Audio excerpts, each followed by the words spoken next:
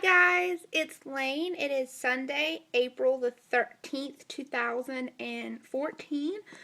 Um, I'm just coming to you guys with a daily little update here. I know I haven't been the best with videos lately. Um, or some of you will know if you've watched probably my last video. The past 2 weeks have been completely stressful for me and my family. I was actually in North Carolina the last weekend of March I was visiting and applying for my passport because I'm going to be applying for graduate schools over in London, England for this fall. Um, I came back to Richmond on Sunday, March 30th, but I got a text message on the Monday morning on the 31st that my mom had been taken to the hospital by ambulance. Um, and a phone call that afternoon around noon saying that they needed me to get back home soon. Um, we found out that at that time, or we found out on Monday afternoon and Tuesday that they had found a tumor in my mom's lower abdomen area. They first thought it was about 15 centimeters, or the size of a large grapefruit, positioned in between her right ovary and her uterus. However, when they went in to do the surgery on Wednesday afternoon, the doctor was actually taken by surprise. Because they found out that the tumor actually was the size of a small watermelon. It was huge. He actually told us he had to take a moment when they opened her up because it was so large. He's never seen a tumor that big before ever.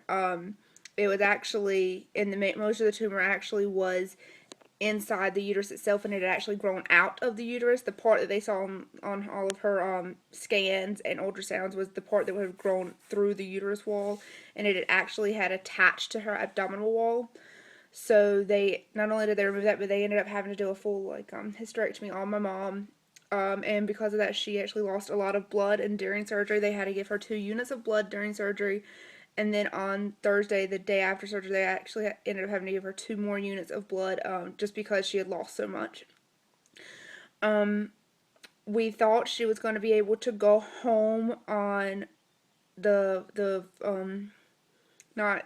I mean, we thought she was able to go home last week, but some complications arose. They were like, we can't let you go home yet. You have to be able to walk on your own and do things on your own, and you have to be able to eat and everything. And Monday, she was doing great during the day. So we were like, okay. So they were saying, well, most likely as long as your incision and everything looks good, you'll go home Tuesday morning.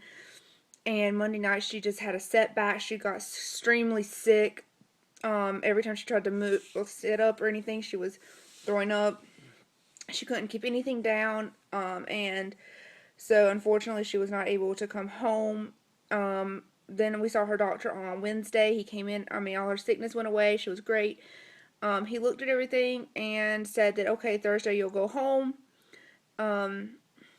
So on Thursday came in, the doctor that performed her surgery, he wasn't there, so the other gynecologist, or OBGYN doctor that works with the hospital, he came in and he was like, I can't let you go home today due to the draining, because her wound, ever since they took the JP drain out, it continued to drain.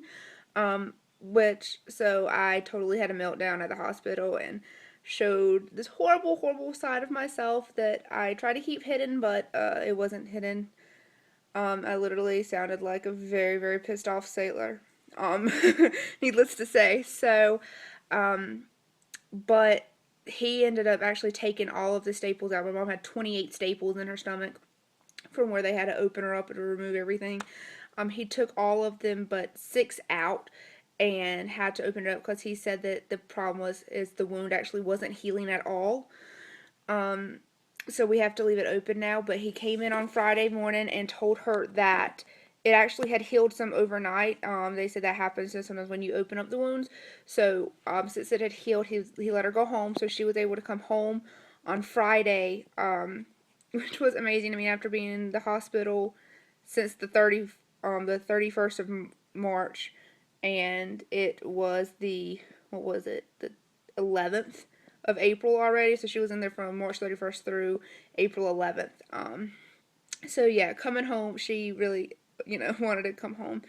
And I actually came back to Richmond yesterday, because I missed 2 full weeks of work by being down there, and I don't know, it's just been stressful. So my weight has been horrible. I've kind of been maintaining this same like 2-3 pound area. Like I get to a weight and then I go up like 2 pounds, but then I lose the 2 pounds, then I gain one, then I lose it. Then it's just been going crazy. I will be honest with you guys, I did not make any good food choices at all the 2 weeks I was there.